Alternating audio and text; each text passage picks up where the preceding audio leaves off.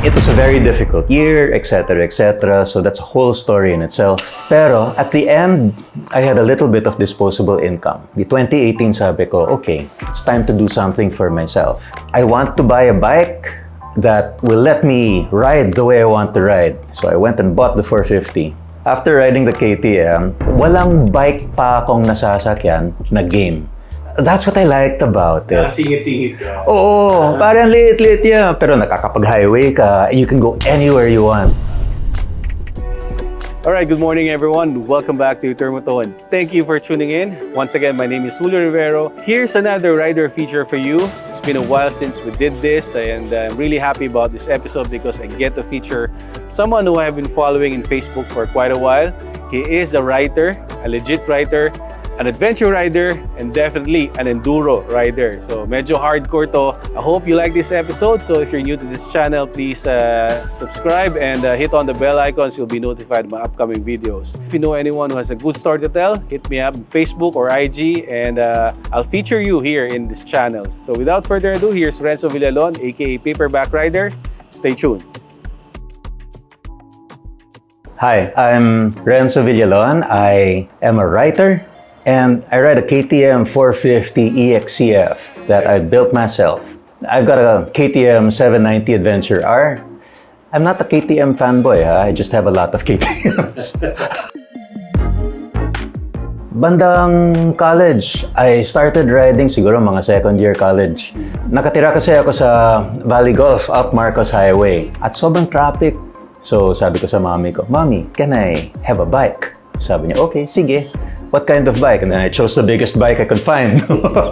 And then there, I started riding. I got into the usual. I got into an accident and then I stopped riding for a while. Tapos, 13 years later, one of my buddies, si Iba Bernardo, we were working together. Tapos sabi niya, "Why don't you ride a bike?" "Sige, I'll ride a bike." Ayan, started riding then again. Pinahiram niya sa akin yung bike ng daddy niya. It was a R1150R na BMW. Parang laki ng motor. Tapos ang init pa sa paa kasi boxer and then it was air-cooled. So from the R1150R, I went to an F650 kasi gusto ko mas maliit. I didn't want that giant thing. The F650 medyo bitin yan sa highway. So I moved to a Versys. Parang downgrade ako ng downgrade. Moved to a Versys, and then after the Versys, okay naman siya, pero hindi ko siya gaano ginagamit. I bought a KTM 390 Duke. I got it from Des Buncho. Tapos, that was my favoriteest bike ever. Parang magaang maliit, tapos pwede mag-highway. My favorite part about it was, diba, naka-highway ka, bam, bam, you're going as fast as you can possibly go. You feel like Superman. Tapos pagbaba mo ng flyover, pagbaba mo into, since I live in Makati, Buendia, traffic bigla. All of a sudden, it's a scooter. You can take it everywhere. That's what I liked about it. Singit-singit ka. Oo, parang liit-liit yan. Pero nakakapag-highway ka, you can go anywhere you want. Yung napansin ko sa KTM, na hindi ko napansin sa BM, hindi ko napansin sa Kawasaki, game siya. That's the best way to explain it. Game siya. After riding the KTM, walang bike pa akong nasasakyan na game.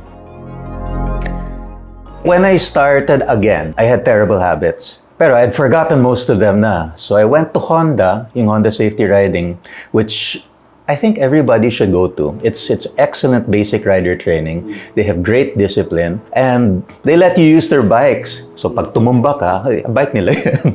You get used to riding in the city. It's okay for riding in the city. Tapos, after that, sabi ko, parang I want to learn more. I don't want to fall down too much. So, kwento, and then I heard about Mel Aquino. I went to Coach Mel, and he taught me how to ride the dirt bike. That's where I got most of my habits. Kakatuwa. Kasi yung nature of dirt is you have no traction. And then you're always looking far ahead because something might mess you up. Pero you're not afraid to fall. So, there's a bit of confidence there. Tapos, natuwa ako dun sa dirt. After a while, riding on the road, I noticed I wasn't scared. Yung may konting graba, kumembot yung likod, okay lang. So, laking bagay. After that, sabi ko, sige, I wanna do more dirt stuff. So Tim Coleman came over, sign up ako. Chris Birch came over, sign up ako. Graham Jarvis came over, sign up ako. Yung gastos ko primarily is less of the bike, more of the training. You can't control everybody else out there. You don't know how good they are, but you can be better. And the better you are, the safer you are. So, napansin ko to sa, halimbawa, singit-singit sa traffic. Tapos may titingin dito, tapos bang, liliko dito. Wala, you're on alert, you know what to do. Okay, this guy's an idiot. Pag ganun, alam mo na, makakaiwas ka. The dirt, it keeps you honest. I can say anything when I'm parked at a restaurant. Pero oras na tumapak ako sa dirt, tutumba ako eh. Walang kinikilala yung dirt. So that's where you can really tell na, okay, this guy, he's learning, he's got a bit of a way to go, or this guy, he's awesome. And then kahit ako, so I've had all this training. I still suck from time to time. Yung mga stupid mistake na, wala, you cannot hide eh. Equalizer siya eh. Oo. So, now, si Graham Jarvis. It will always be Graham Jarvis. Kasi, ang tanda-tanda na niya, nananalo pa. Tapos contender talaga. And he didn't take the top spot, pero he's still Graham Jarvis. Inspiration ko yan kasi, well, of course, he's been riding forever, no? And I have not. Pero, he's still riding at the age he is. And he's riding at a level that is unprecedented. Kung kaya niya, hindi naman ibig sabihin na kaya ko. Pero, gives you hope. Gives you hope.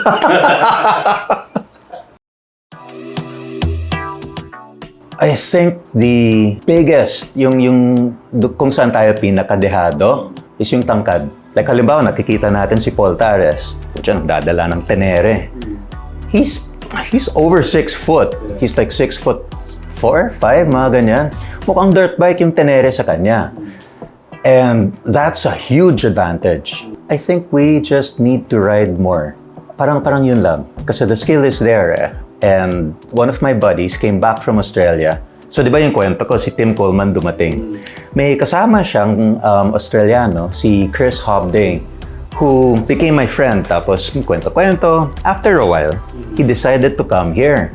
Di kasama namin na yun sa Enduro Factory.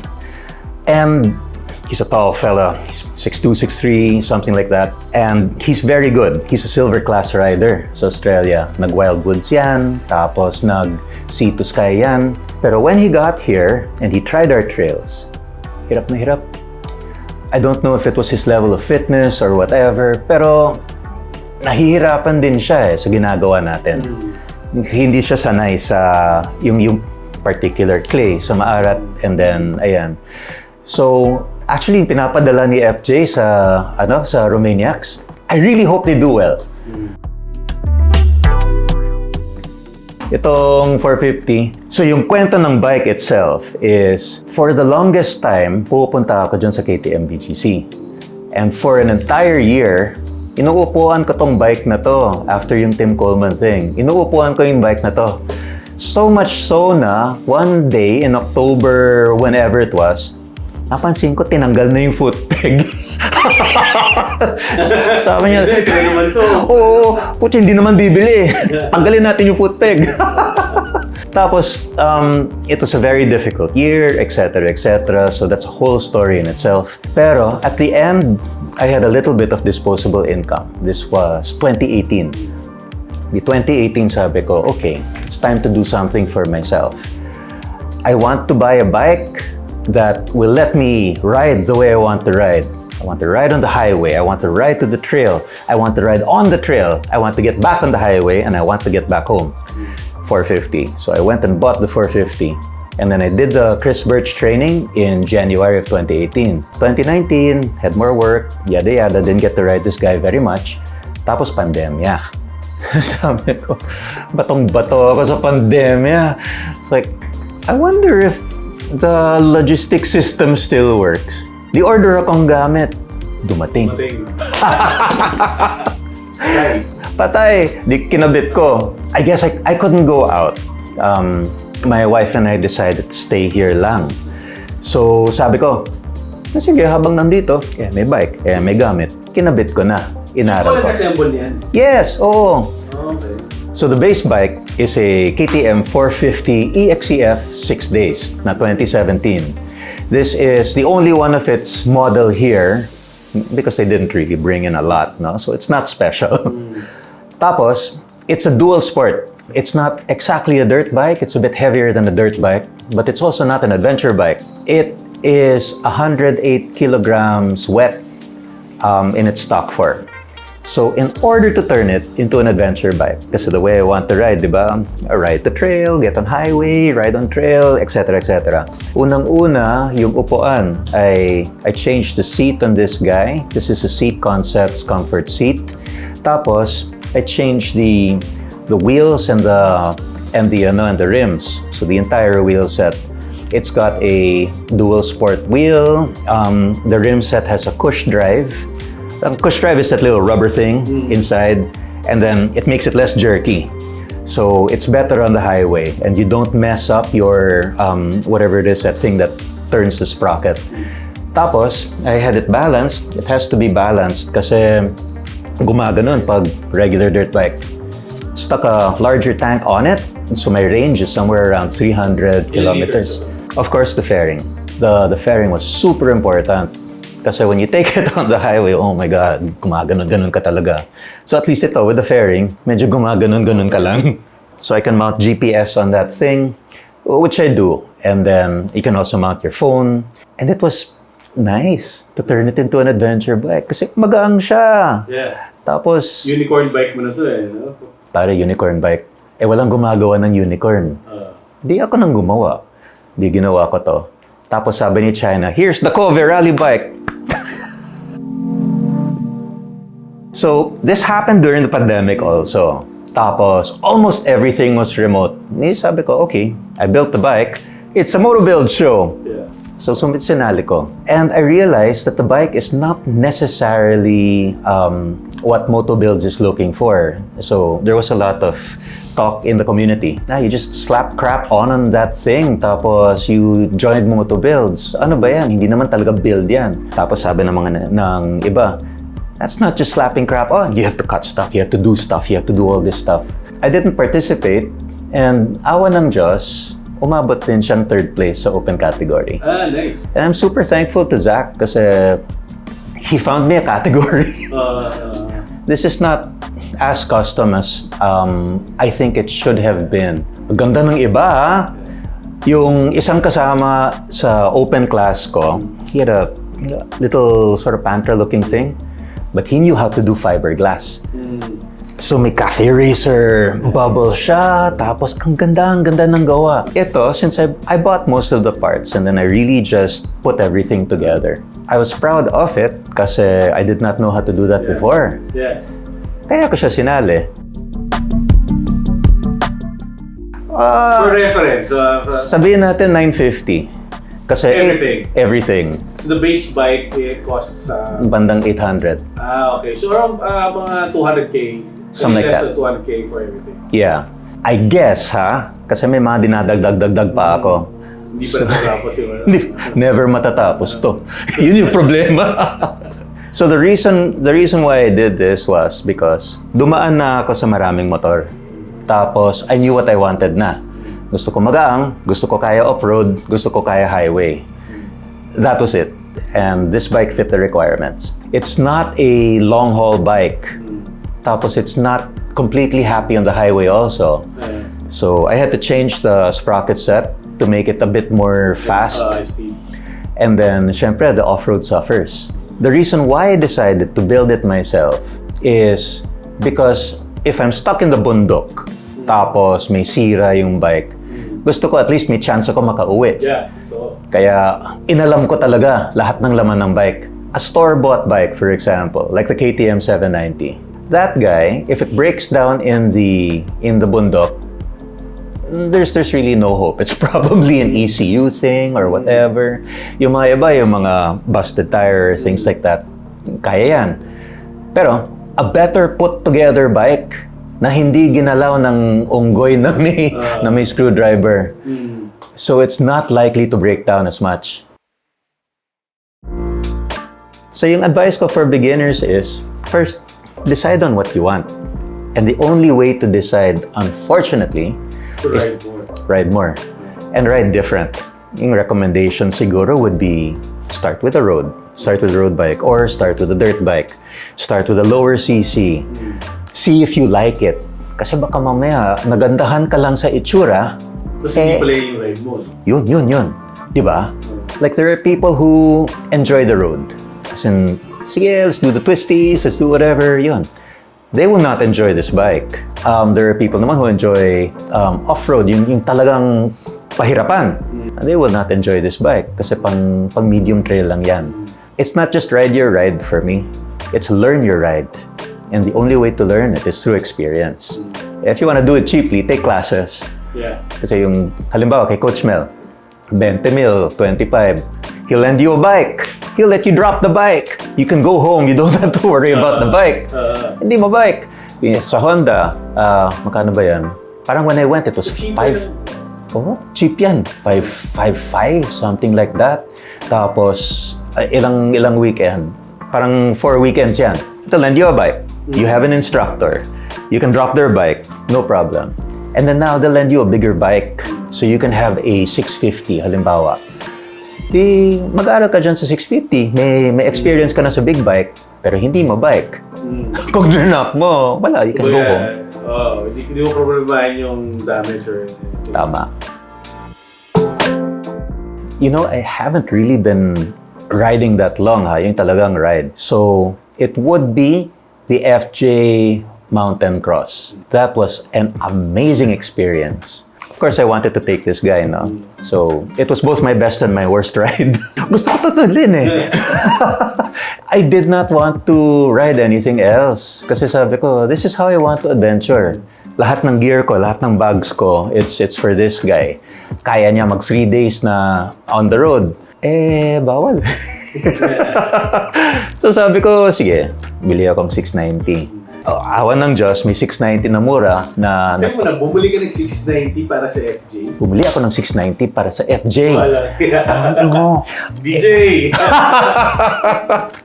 Tapos biglang bawal. Di, ang sama na ng loob ko. So binenta ko yung 690, nagbenta pa akong ibang motor. Sabi ko, sige, sali ko FJ pero kahit wala akong motor, I'll probably borrow something. Eh biglang yung I saw on FB Marketplace, may 790. And it was being sold, at that time it was cheap, around 700. Di sabi ko, do I really want to join FJ? Yeah, I did a lot of soul searching. Sige, I really want to join FJ. Dami kong binenta. Binili ko yung 790. That's what I rode.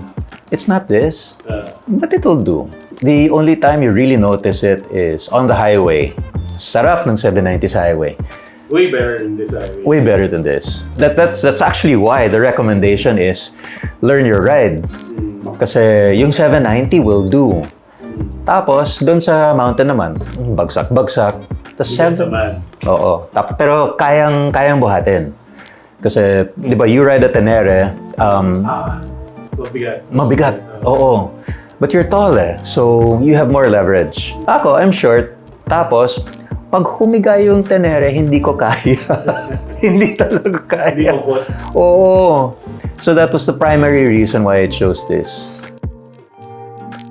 What I liked about it is the discoveries around the corner. So like halimbawa, the very first obstacle, diba? Baba tayo, riverbed, tapos hulog-hulog, go up on the road, get lost. And then around the corner were all these huts on the river. Tapos nandun yung river, pwede magligo. Ang ganda!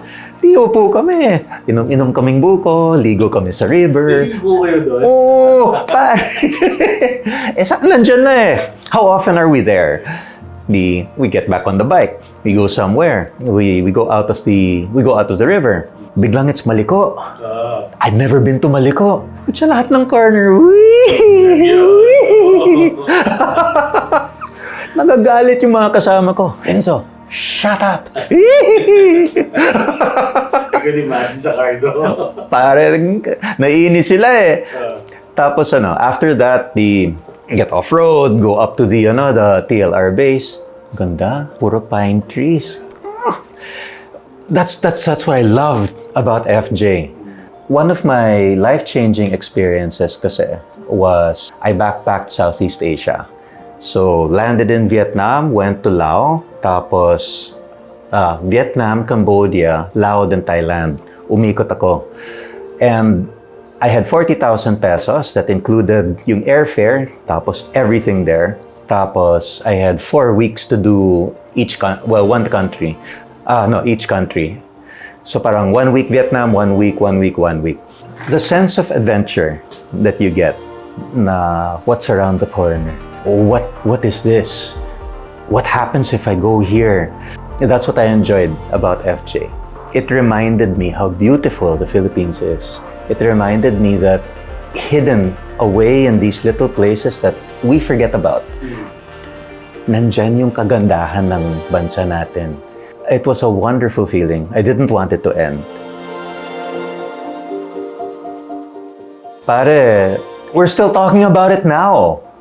Can you imagine? What an event that was, hayop. Pare, tapos yung mga iba, yung mga FJ1, nainggit. Tapos yung 1, umulan, di ba? Tapos may tawiran pa sa, may parang sinasakyang bangka or something like that. The more important skill is mental fortitude, mental toughness. Kasi, it's really a mind game eh. Makita mo yung bangin, malulula ka, di ba? Or makita mo yung hill, oh shucks, kaya ko ba yan? Whatever rider is doing it needs to have a certain confidence na kakayanin niya. Dun sa safety, I wear all the gear all the time. I'm an ATGAT guy. So kahit mula dito sa EF, that's what, a 2-kilometer, 3-kilometer thing. Naka-knee brace, naka-boots, either a jacket or armor, always. The reason is, yung paalam ko sa misis, kaya may semi-only visa ako. Sabi niya, basta magsuot ka ng gear, okay ako. That's one. Wear what gear you can as often as you can. Yung second is be better than everybody else. Like halimbawa, yung situational awareness lang. The motor, sometimes people just look down at their front wheel or they'll look at the bike in front of them tapos mindlessly sumusunod. Yung training natin sa, halimbawa sa road, yung ginawa natin sa road, or like if you race circuit or even just do track, or yung mga off-road, tumitikin ka ng malayo tapos nakikita mo na, this guy looks alanganin, sige iwasan ko. That kind of situational awareness, yun yung for me critical. And I think a lot of accidents may be avoided kung mas aware yung tao.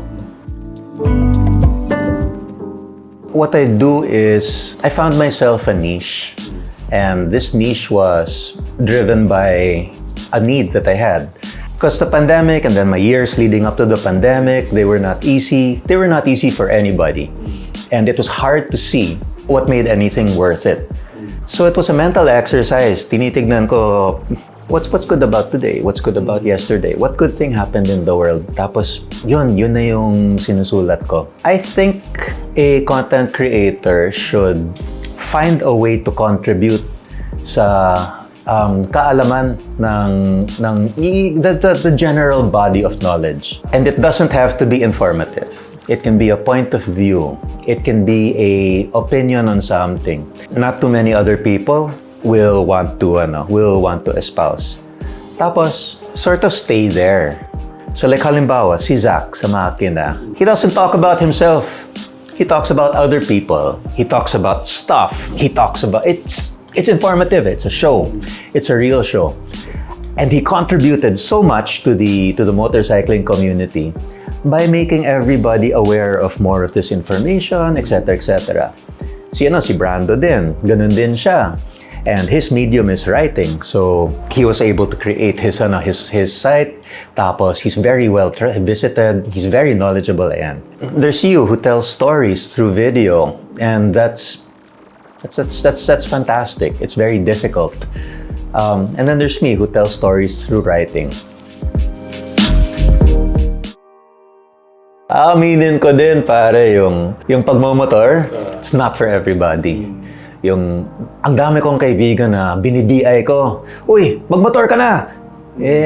Ganito, kesya ganito, kesya ganito. Hindi ko na pinipilit.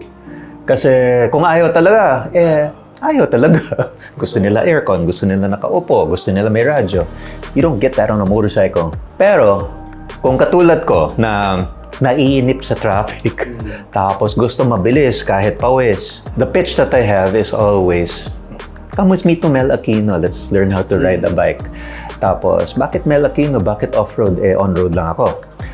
Tapos sasabihin ko talaga na, pag magaling ka sa off-road, walang kwenta yung on-road. Easy na. Not because minamaliit yung on-road, pero because sanay ka sa walang traction, biglang ang daming traction. So yun. Take a lesson first. Maybe Mel Aquino, maybe Honda, maybe some other thing. Take a lesson first. I'll join you in the lesson kasi masarap matuto eh. Tapos after that, let's ride. One of my sad points, like I wanted to spend more time with Iba, for example, on the motorcycle. But our schedules never matched. So I never got to ride with him. Yung nag-BI sa akin, hindi ko kasama. Naghanap pa ako ng iba. Okay lang naman. Pero mas gugustuhin ko na yung bini-I ko, kasama ko. Tama. May responsibility yan eh. Yun. So, I guess that would be it. Take a lesson, I'll join you, and then I'll ride with you. So, itong book na to, One Good Thing a Day, it started in 2017. 2017, life was already weird. Ang daming bad news. It was all bad news. So sabi ko, wala namang positivity sa mundo. Bakit ganito? I was on Facebook. Sabi ko, why don't I just write about good things? Let's add some good things. Let's tell some stories. And that's where this thing began.